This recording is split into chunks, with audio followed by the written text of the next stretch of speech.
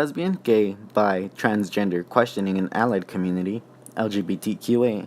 The term coming out of the closet is commonly used to describe an individual, usually someone who does not appeal to the heteronormative, meaning that they are not straight or identify as a different gender than the one assigned at birth, who is self-discovered and open to others about these findings. Similarly, society has the belief that every individual residing in the U.S. is a legal citizen, so being both undocumented and non-binary, I have to come out twice. Once about my gender and attraction to others, and a second time because I am undocumented. There are two components in the expression of attraction to others: romantic orientation, commonly used to express who a person is romantically attracted to, and sexual orientation, who the person is sexually attracted to. I identify as being a coy romantic, meaning that I have the capacity to have crushes on people, though I do not want to pursue a relationship with them. I also identify as being demisexual, meaning that I do not engage in any sort of sexual activity unless I have established a close emotional relationship with the other person. I was born male, however, I do not identify myself as being a man, or as having any gender in particular, making me agender. In her article, Age, Race, Class, and Sex, Women Redefining Difference, Audre Lorde enlightens us on the mythical norm found in society, meaning the standard of being white, thin, male, young, heterosexual, Christian, and financially secure. Because I did not follow this norm, I kept quiet about both of these identities for fear of judgment and abandonment. It wasn't until my senior year of high school that I came out to my friends, but because I had this intersectionality, I came out to them about being undocumented first. When I came out to them about my sexuality and gender, I was bewildered on how similar their reactions were to when I came out as undocumented.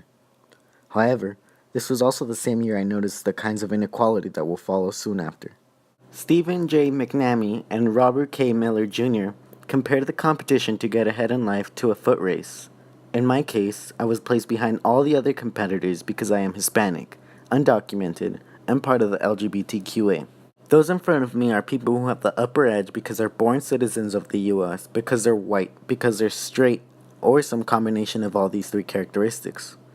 My case was unique to me, as I had no one to aid me, no role models who I shared identities with, and no friends or family members making the same journey that I was. I felt isolated. I remember constantly being told to apply for every scholarship I could find and pay for college, though no one ever told me that these opportunities were very limited. I was not eligible for a great majority of the scholarships I wanted to apply to because I was not a legal resident. Even scholarships open to the LGBTQA community were out of the question. I could only apply to scholarships that were open to everyone, regardless of legal residency, or private scholarships given to me by the school.